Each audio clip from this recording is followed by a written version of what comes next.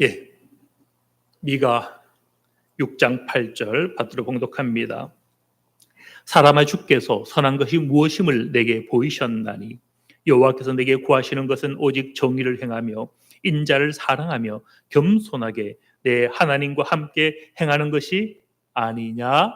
아멘. 예, 오직 정의를 행하며 정의 가운데 행하고 살고 있습니까?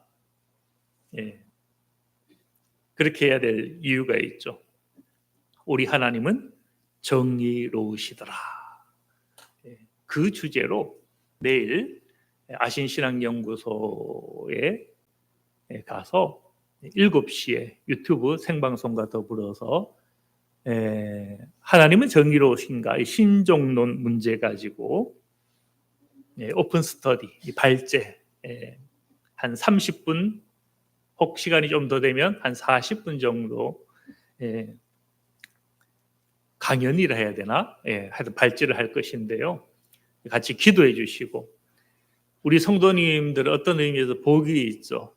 그걸 미리 오늘 경험을 합니다. 물론 오늘 녹화는 하더라도 내일 발제가 먼저 우선 하고 나서 유튜브에 공개를 해야 되지 않을까 생각을 합니다. 그 전까지는 공개는 안 해야 될 것 같습니다.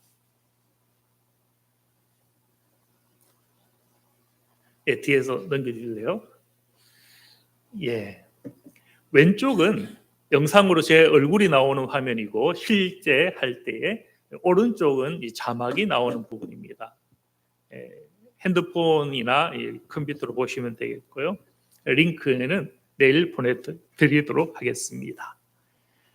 제목은 우리 시대에 필요한 신정론의 실천적 구조. 말 자체는 신학적이고 어렵지만 오늘 들어보시면 어떤 이야기이구나. 굉장히 우리 삶 가운데 중요하다라는 것을 보게 됩니다. 서론이 간단히 있고 본론이 있죠. 본론에서는 크게 두 가지입니다. 하나는 악의 문제, 그리고 우리는 그렇다면 어떻게 해야 할 것인가, 이 악을 어떻게 응대할 것인가, 이 두 가지를 볼 것인데요.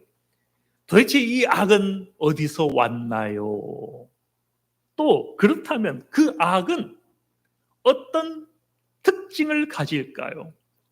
악에 대한 이해를 먼저 하고 나서 그렇다면 우리는 이 악에 어떻게 대응할 것인가, 실천적 차원 4가지를 함께 나누고자 합니다. 가급적이면 이 시간에 다 했으면 좋겠고 못하면 오후에 나머지 부분을 할 수 있을 건데요.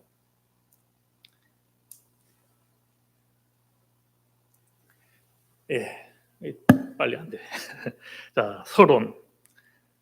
여기서는 간단하게 신정론이 도대체 무엇인가는 것이죠. 헬라어 데오스와 디케를 합친 말입니다. 영어로는 이게 디어더시가 되겠는데요. 데오스는 하나님이죠. 디케는 정의로운 이런 의미입니다. 이 디케라는 말에서 우리가 알고 있는 의롭다함을 받았다, 칭의, 아니면 정의로운 것, 정의, 또는 그의 나라와 그의 의를 구하라, 공의, 이 단어가 다 디케에서 온 겁니다. 하나님은 정의로우시고 정의롭게 하시고 이중적 의미가 있는 거예요. 의롭다함을 받은 것으로 끝이 나면 안 되는 것이고, 하나님은 의롭다고 여기실 뿐만 아니라 무엇을 찾으신다? 당신도 의롭고 우리에게 의로움을 요청하신다. 해서 그전까지 신정론은 하나님은 의로우신가에 머물러 있었죠. 더 나아가서 하나님이 의로우시다면 우리 역시 어떻게 그 하나님과 동행할 수 있는가? 그래서 제가 처음에 여러분은 정의로우십니까? 라고 질문한 거예요. 신정론의 최종적인 질문은 우리도 과연 정의로운가? 이 전쟁에 우리는 책임이 없는가? 굶어 죽고 그렇게 어려움 당하는, 또 피조물의 이 아픔에 우리는 책임 없는가? 이것을 묻는 것이 신정론이 되는 거죠.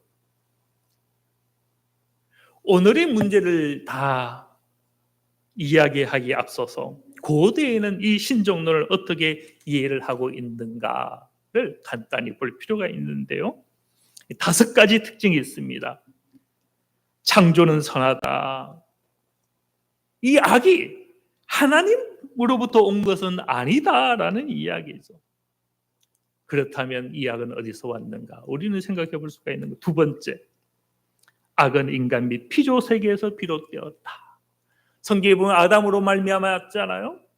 피조 세계로 말미암았다라는 것은 어떤 의미일까? 아담은 알고 보면 개인 단독자 아담이 아니라 집단적인 그런 의미가 있더라. 3번째, 성과 악의 우주론적 이원론은 아니다. 무슨 얘기인가 하면 창조에서 타락으로 말미암은 것이지 처음부터 선의 세계가 있고 악의 세계가 있는 2가지 이원론적인 하나님을 맞설 수 있는 무엇인가 힘이 있는 그런 것은 아니다. 4번째, 신정론은 하나님의 주권만을 이야기하지 않고 우리의 책임도 붙드는 것이 오늘의 신정론이다. 고대들은 관심을 가졌지만 강조는 많이 되지 않았는데요. 마지막, 신정론은 실천적 교리이다. 이런 5가지 특징을 가지고 고전 옛날에는 정통적으로 이런 이해가 있다라는 것이죠. 자, 이제 본론으로 들어가서 그럼 우리는 이 악의 이해를 구체적으로 어떻게 볼 것인가를 이제 시작하겠는데요. 한마디로 먼저 악은 무엇인가를 한마디로 정의하면 이렇게 정의가 됩니다. 하나님의 뜻에 반하는 것, 하나님의 뜻으로부터 벗어나는 것, 그거죠. 그럼 하나님의 뜻이 무엇이냐라는 겁니다. 무엇인 것 같아요? 하나님이 가장 먼저 무엇을 하셨습니까? 창조하셨죠. 하나님의 뜻은 창조의지. 근데 창조는 무엇을 만든 겁니까? 여러분의 호흡과 숨, 생명을 만든 거잖아요. 하나님의 뜻은 딱 2가지로 정리가 될 수 있습니다. 창조의지와 생명. 그럼 악은 무엇이라는 거요? 하나님의 뜻에 반하는 거니까 이 2가지에 대한 반하는 것. 창조가 아니라 무성화시키는 것, 없애는 것, 죽이는 것, 반생명. 이것이 악이더라는 것이죠. 그 악은 도대체 어디서 왔는가? 이 4가지 담론이 있는데요. 4가지 해석이 있습니다. 간단히 또한 보고 넘어가죠. 뒤에 넘겨주실래요? 예. 악의 기원에 대한 4가지, 이것도 고전적인 해석입니다. 첫 번째는 가장 전통적으로 이해해왔던 것인데요. 아까 선악 이원론이 아니다 했죠. 본래부터 악이 있었던 것이 아니고 선만 있었고 하나님이 창조할 때 무엇 했어요? 보기에 좋았더라.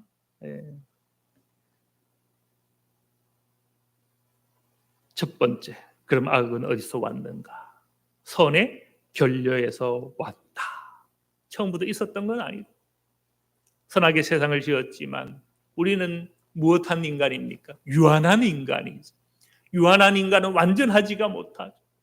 이 선에 있어서 우리의 결려, 거기서부터 악이 왔다.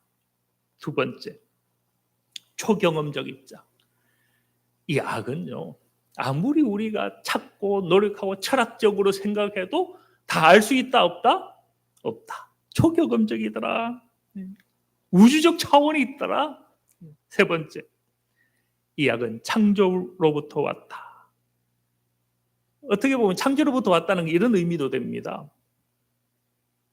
하나님께서 창조와 더불어 이 악을 발생시키셔서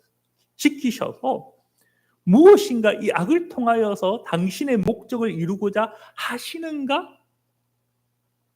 악도 하나님의 섭리 통치의 수단이 되는가? 뭐 이런 거죠. 네 번째, 인간의 타락으로부터 왔다. 여기서 더 생각할 것은요, 이 악은 아담의 개인적인 악인가 집단적인 차원이 있는가? 왜 피조세계가 함께 병들고 아파하고 신음해 하는가? 네. 하여튼 이 네 가지 담론이 있는데요. 이 큰 그림만 본 것이고 간단하게 좀 더 볼까요? 네, 오늘 이거 아예 안 되는 것 같아요. 뒤에서 넘겨주면 감사하겠습니다. 네. 첫 번째 선의 결여 입장 먼저 지금 초경험적인데 첫 번째부터 다시 위로 올라가면 우리는 지금 2000년 예수님이 십자가에 달리시고 부활하시고 공생의 사역하신 이후로부터 2000년이 지난 시대이잖아요. 초대교회가 있을 때 초대교회가 등장할 때는 예수님이 십자가 부활 이후에 예수님의 제자로 말미암아 시작이 되었죠. 제자 시대가 지나가고 무슨 시대가 있는가 하면 제자들의 제자의 제자, 교부 시대. 제자는 사도라고 부르죠. 사도의 제자는 속사도라고 부릅니다. 속사도부터 그의 제자들은 흔히 교부, 아버지라고 부르죠. 교회의 아버지라고 부르는데 그들 중에 누가 있는가 하면 오리게네스, 아우구스티누스 이런 사람들이 있는 거예요. 이들은 악을 어떻게 이해했는가 하면 앞에서 먼저 이야기했던 선의 결여로 왔다. 빛이 결여할 때 거기 어둠이 있는 것처럼 빛이 밝은 곳에 어둠이 없는 것처럼 악은 존재하는 것이 아니라 선이 부족한 곳에 악이 있다. 선이 있는 곳에 악은 없다. 악은 존재로 보지 않았다라는 거죠. 단지 인간에게 있어서 의지, 하나님이 자유의지를 주셨는데 이것이 결핍할 때 악이 오더라. 본래 있는 것은 아니다는 거예요. 쉽게 말하면. 장점은요, 악을 하나님의 책임으로 돌리지 않는 것. 선악 이원론도 아니죠. 원래부터 있었던 것이 아니죠. 단점은 자유의지의 오용으로부터 왔다면 하나님이 왜 그 오용하도록 허락했는가?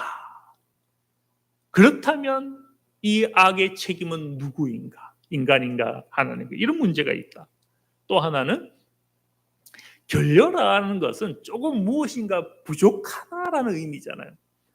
거기서 악이 발생했다면 오늘 이 시대에 말할 수 없는 이 전쟁과 기근과 굶주림 여러 악들에 대해서 이 악은 오늘날 우리 악을 크기를 볼 때에 파생되어서 일어난 정도입니까? 굉장히 적극적인 악입니까? 적극적이죠. 이 이론은 그 악의 적극성 크기를 해명할 수가 없더라. 두 번째는 초경험적 입장이었죠. 우리가 인식할 수 있는 범주를 넘어선다라는. 바르트가 이 주장을 했는데요. 좀 고상하게 어렵게 했어요. 하나님의 의지와 상관없이 신비롭게 발생한 무다. 없을 무자, 우리말로 하면. 근데 없는 것은 아니에요. 신비롭게 발생했다. 특이한 존재다. 파괴적이고 위협적인 제3의 힘이다. 제3의 힘이다라는 것은 이런 의미죠. 1. 제1의 힘은 누구겠어요? 하나님이죠, 하나님. 2의 힘은 누구겠습니까? 우리 피조물이죠. 피조물로부터 온 것도 아니요, 하나님으로부터 온 것도 아니라 제3의 힘. 신비롭게 발생했다. 하나님의 통치에 있어서 낯선 요소이다. 바르트는 이렇게 고상하게 해석을 했습니다. 그렇게 이야기만 했을 뿐만 아니라 이 바르트의 십자가와 부활의 이해에 보면 놀라운 이야기를 하는데요. 이 제3의 힘인 무는, 즉 악은 이미 그리스도의 십자가와 부활 사건 아래에서 심판을 받았다. 지금 비록 그 힘이 남아있지만 약화하였고 그렇게 십자가 예수 그리스도 그분의 부활 아래에 결정적인 승리는 이미 나타났다. 이로써 악은 극복되었고 하나님과 우리의 화해는 객관적으로 일어났다. 무슨 얘기인가 하면요, 주관적으로 우리가 하나님을 1대1 만나게 하는 것, 이걸 넘어서서 십자가의 사건을 통해서 객관적으로 화해의 사건이 이미 선포되었다. 예, 그렇게 바르트는 이야기를 했죠. 여기서 이제 우리 김동훈 교수님, 필자 김동훈 교수님 해석은요, 단점은 만약에 악이 그런 것이라면 이원론적 가능성이 있다. 하나님의 의지와 상관없이 존재했으니까, 피조물의 타락과 상관없이 이미 있다면 그게 이원론이 되지 않을까? 그렇게 되면 하나님은 한쪽에 하나님, 선의 하나님이고 악은 또 다른 힘으로 있는 두 가지 통치와 다스림을 이야기하는 이원론적 구조가 될 가능성이 있다. 장점은 악이 가지는, 우린 악하면요, 우리 도덕적 악, 인격적 악, 요 수준을 이야기하잖아요.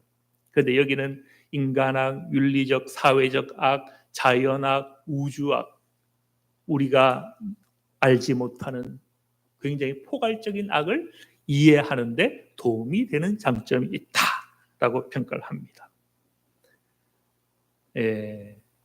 나중에 이 부분이 무슨 문제가 있는가 하면요, 악이 극복되고 회복될 때 우리 인간만이 회복될 것인가, 우주적 차원의 만물의 회복이 될 것인가, 이 문제가 되거든요. 그래서 이 이해가 그냥 막 현학적이고 어려운 이야기가 아니라 나중에 이제 도움이 됩니다. 성경에 보면 만물에 대한 회복에 대한 말씀도 많거든요. 만유 안에 계시고 만유를 통일하시고 만유가 자기 안에, 그리스도 안에 서 있다 라고 말씀하고 있잖아요. 사도행전 3장 21절에도 보면 하늘이 그를 받아둔다. 언제까지? 만물을 회복할 때까지. 그렇게 보면 만물의 회복, 우리 인간만의 구원을 넘어서는 그 회복을 성경은 곳곳에서 이야기하고 있더라. 예.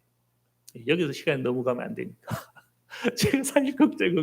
이게 30분 안에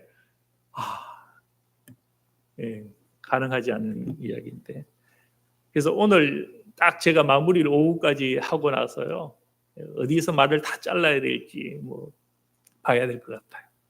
30분 아예 안 될 것 같고 한 40분은 해야 될 것 같은데, 세 번째, 창조에서 발생. 여기는 쉽게 말하면 이런 겁니다. 천사의 타락을 이야기하는 부분도 되는데요, 우리가 흔히 보면 아담과 하와가 선악과를 따먹기 전에 누가 유혹을 합니까? 뱀이 유혹을 하죠. 근데 뱀은 언어 구조상 뱀이 무엇을 말을 한다든지 할 수 있겠어요? 그렇게 보면 어떤 악이 있는 것처럼 보이죠. 사탄이 예를 들면 뱀의 형상으로 이야기했다든지 그렇게 이해할 수 있는데, 여기서 말하고자 하는 것은 이겁니다. 하나님은 악도 창조와 더불어 창조했다. 무엇을 위해서? 징계하기 위해서, 잘못할 때, 또는 의인을 훈련시키기 위해서, 또는 더 큰 선을 위해서. 인내, 고난을 겪고 비록 우리가 고통을 당하지만 이 악 때문에 이걸 통해서 우리가 점점 무엇한다? 빚어진다면 비록 악은 고통스럽지만 더 큰 선을 이룰 수 있지 않을까, 이런 입장인 거죠. 그런데 이제 김동훈 교수님은 창조에서 발생 이 부분은 부분적으로 동의할 수 있지만, 그래야 선악 이원론은 극복할 수 있으니까, 단 섭리의 도구라는 주장은 거부를 합니다. 물론 이제 신학 신묵 4권에 보면 부분적인 섭리일 수는 있다, 제한적으로. 그러나 우리 악의 힘을 볼 때 너무 크거든요. 이걸 하나님이 사용하신다? 그러면 정의로운 하나님이 과연 될 수가 있겠느냐라는 것은, 악은 결코 작은, 교훈하기 위해서 우리가 엄청난 악을 누가 당해야 된다면 그걸 우리가 용인할 수 있고 이것을 하나님의 섭리라고 이야기할 수 있겠는가? 그럴 수는 없지 않는가, 이런 거죠. 목회적 차원에서 보면 악을 섭리의 도구로 여기는 것은 크게 도움이 되지 않는다는 거죠. 네 번째, 인간의 타락. 여기서 보는 것은요, 보편적인 죄는 과연 보편적인가? 그저 또 다르게 말하면 유전적인 것인가? 아담 한 사람이 죄를 지었는데 그 아담으로 말미암아 오늘까지 그 죄는 유전되었다. 그러면 무슨 문제가 생깁니까? 솔직히 말해, 아담이 실수한 것이 누가 한 건, 우리가 한 것은 아니잖아요. 우리는 억울한 거예요. 예. 그것 때문에 누구를 하나님이 심판하고 누구는 용서하고 이해가 됩니까? 성경을 가만히 보면 이 악은 아담 개인의 죄가 아니라 집단적인 의미가 있더라. 단지 아담과 하와의 그 타락은 하나의 상징적으로 형상화된 사건과 계시로서 보여주는 예표에 불과한 것이고, 그 아담은 모든 사람과 모든 피조세계를 아우르는 집단적 인격, 집단적 존재, 그런 의미가 있더라. 그런데 고대 교부들이 다 이걸 인정합니다. 아우구스티누스도 죄의 보편성을 인정을 했고 유전설도 확립을 했죠.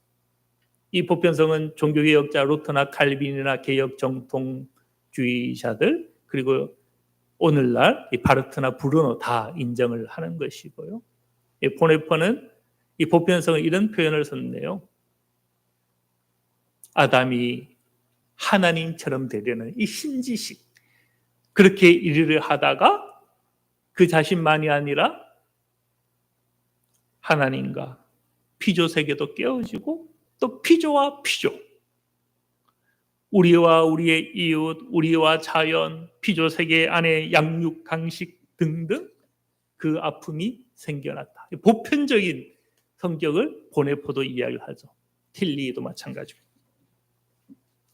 해서 우리는 악이 어디서 왔는가, 이 네 가지 문제, 선의 결례에서 왔다, 초경험적인 것에서 왔다, 창조에서 왔다, 인간의 타락에서 왔다, 이 네 가지 이해를 보았습니다.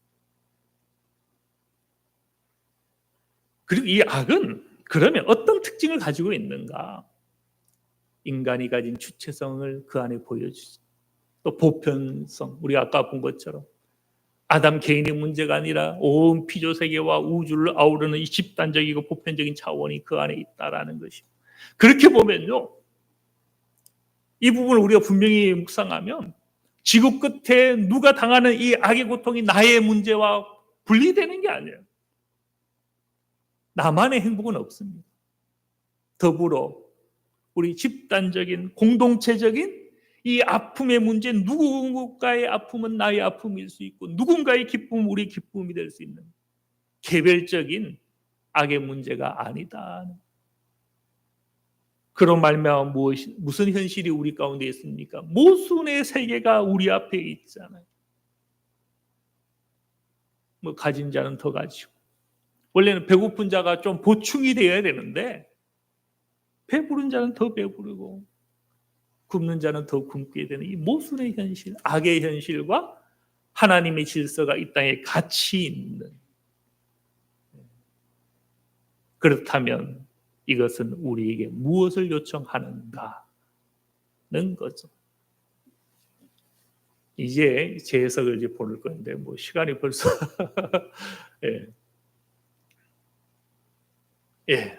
첫 번째는 주체성이 되겠죠. 아담과 하와가 통해서 성경에 보면 타락이 나왔잖아요. 이건 필연적인 것이었을까요? 아담과 하와는 이걸 피할 수 없었을까요?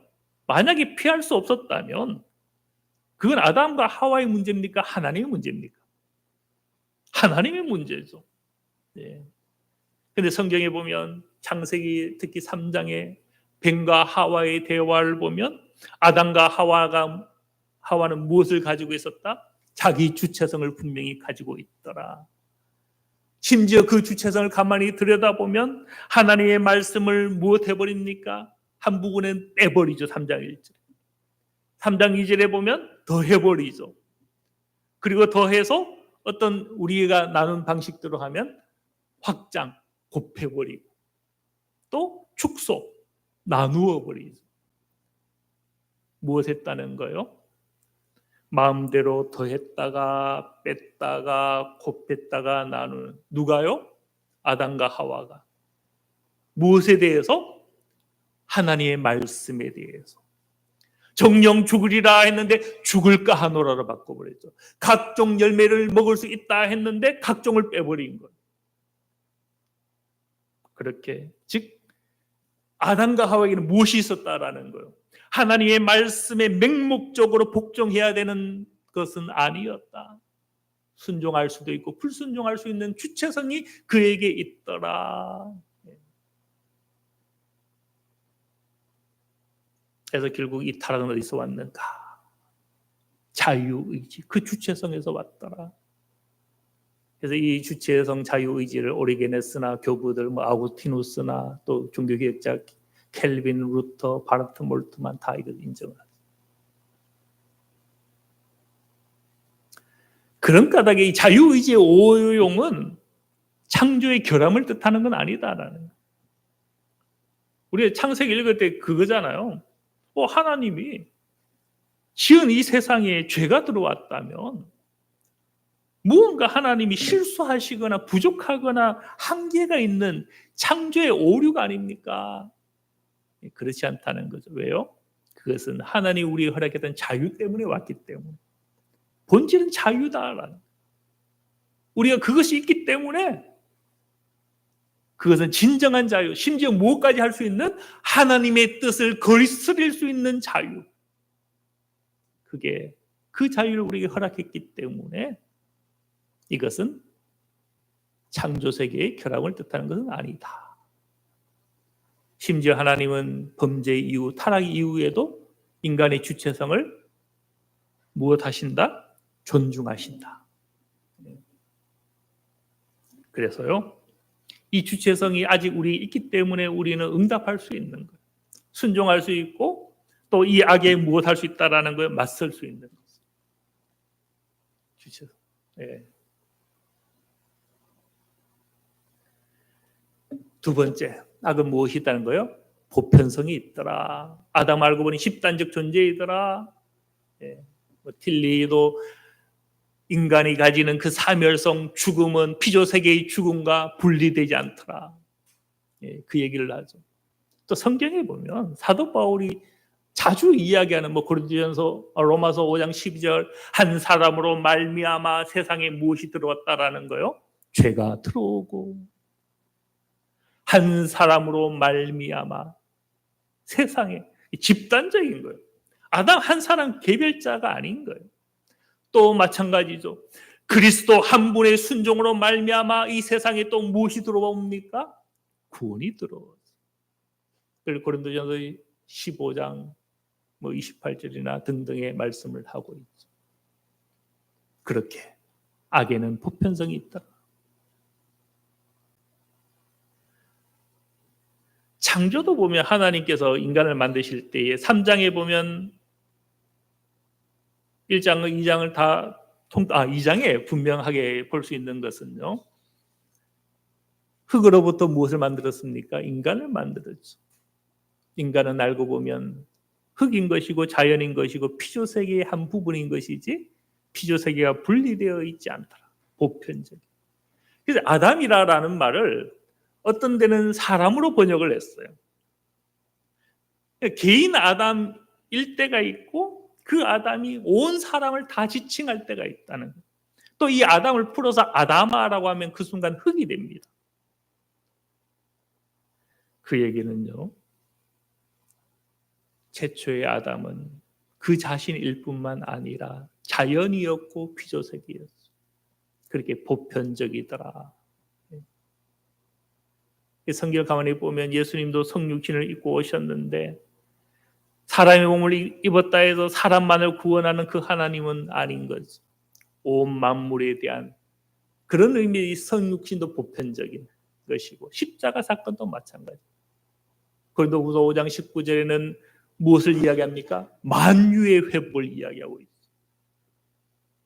섭리도 마찬가지입니다.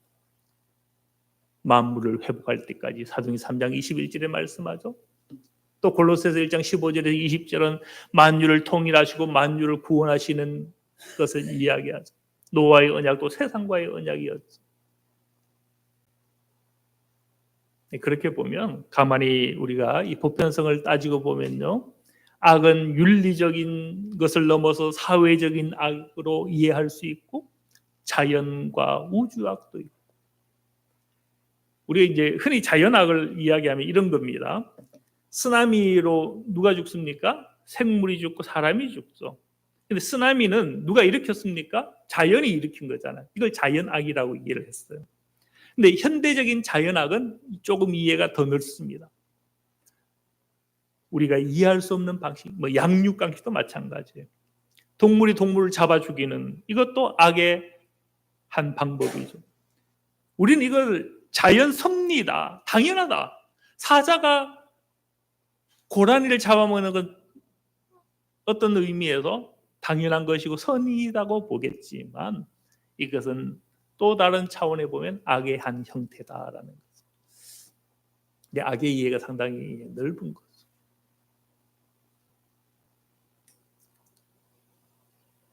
예, 결론 넘어가고요.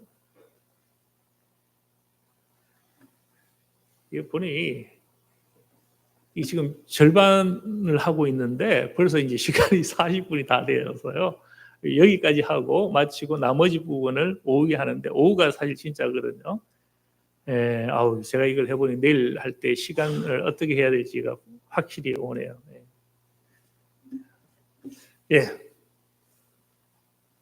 이 모순의 세계, 말할 거 없죠. 우리 이 땅에 모순의 세계가 있죠. 쉽게 말하면 두 질서가 있다라는 거예요.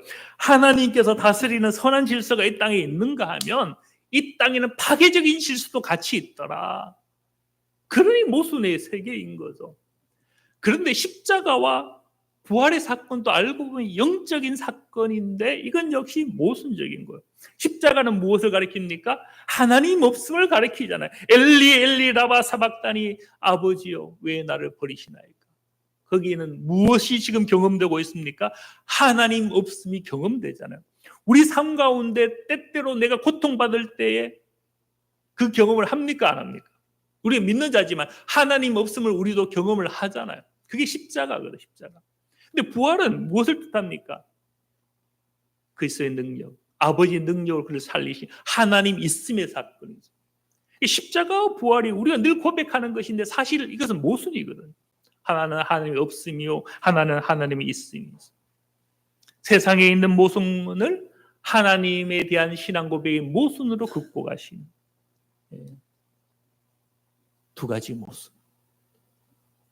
그것으로 하나님은 세상을 통치하시더라.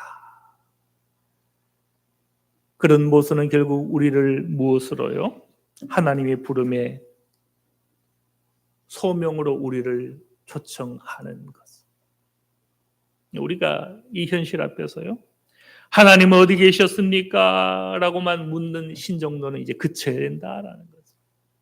우리는 왜 그 현실을 허용하고 있는가?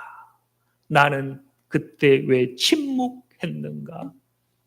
정치에도 우리 책임이 있고 이 사회적 빈곤 약자가 있는 그 눈물에도 우리의 책임이 있는 것이고, 저 다른 나라의 전쟁과 아픔에도 여전히 우리는 책임이 있는 거예요. 지구 반대편에 있는 기근과 굶어 죽는 그 아픔에도, 그리고 기후 위기로 오는 그 홍수와 가뭄 마찬가지입니다. 이 모순은 결국 우리를 무엇으로 부른다라는 거예요? 너는 어디 있었느냐? 하나님이 가인에게 물었죠. 너는 어디 있었느냐? 오늘날 그 하나님 우리에게도 묻는다라는 것을, 여기까지 나아가. 사실 이게 절반까지는요 본론이지만 이건 서론이에요. 서론. 다음이 중요한데 오후 예배 때 해야 될 건. 기도합니다. 하나님 아버지, 우리 가운데 새 일을 행하시는 주님을 찬양합니다. 우리가 살아오면서 악을 이해하지 못하고 아파하면서 또 하나님을 원망하면서 우리는 아무것도 하지 않는, 하나님에게만 책임을 돌리고 우리는 응답하지 않고 순종하지 않고 실천하지 않고 하나님과 동행하지 않고 혹 우리 자신만 생각하며 살아오지는 않았습니까? 이 사회 가운데 전쟁이 있든 살인이 있든 배고픔이 있든 기근이 있든 입지 못함이 있든 소외가 있든 우리는 혹시 눈과 귀를 마음을 닫고 살아오지는 않았습니까? 하나님, 이제는 우리가 하나님과 더불어 동행하고 이 자연과 이 사회와 이웃의 아픔과 동행하고 함께 기도하고 함께 실천하고 내가 할 수 있는 작은 것에부터 우리가 응답함으로 이 악에 맞서게 하여 주시옵소서. 그래서 하나님의 일을 보는 우리가 되게 하여 주시옵소서. 모든 것 감사드리며 예수 그리스도의 이름으로 기도드립니다. 아멘.